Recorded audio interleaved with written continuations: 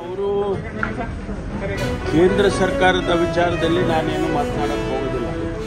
ನಾವು ಇಷ್ಟೇ ಹೇಳ್ತೀವಿ, ರಾಷ್ಟ್ರದ ಭದ್ರತೆಯ ವಿಚಾರದಲ್ಲಿ ಈಗಾಗಲೇ ಅವರು ಕೆಲವು ನಿರ್ಧಾರಗಳನ್ನು ರಾಜತಾಂತ್ರಿಕವಾಗಿ ತಗೊಂಡಿದ್ದಾರೆ. ಇನ್ನೂ ಹೆಚ್ಚು ಕಠಿಣವಾದಂಥ ನಿರ್ಧಾರಗಳನ್ನು ಮಾಡಬೇಕು.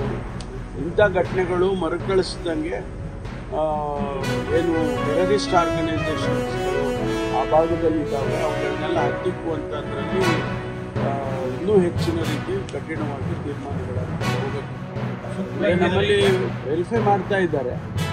ಅಧಿಕೃತವಾಗಿ ಇಲ್ಲಿ ಇರ್ತಕ್ಕಂಥವ್ರು, ಅನಧಿಕೃತವಾಗಿರ್ತಕ್ಕಂಥವ್ರು, ಇವೆಲ್ಲ ನಾವು ನೋಡಬೇಕಲ್ಲ. ಈಗಾಗಲೇ ಹಿಂದೆ ತಾವು ಸದನದಲ್ಲಿ ಅಧಿವೇಶನದಲ್ಲಿ ಪ್ರಶ್ನೆಗಳನ್ನು ಕೇಳಿದ್ದು ಕೂಡ ತಾವು ಗಮನಿಸಿದ್ದೀರಿ ಅಂದ್ಕೊಳ್ತೀವಿ. ಅದರಲ್ಲಿ ಈಗ ಪಾಕಿಸ್ತಾನೀಸರು ಯಾರಿದ್ದಾರೆ, ಅಧಿಕೃತವಾಗಿ ಯಾರಿದ್ದಾರೆ, ಅವರಿಗೆಲ್ಲ ವಾಪಸ್ ಕಳಿಸಲೇಬೇಕಾಗ್ತದೆ. ಕೇಂದ್ರ ಸರ್ಕಾರ ತೀರ್ಮಾನ ತಗೊಂಡಿದೆ. FRR ಅನ್ನೋರು ಆ ಕೆಲಸ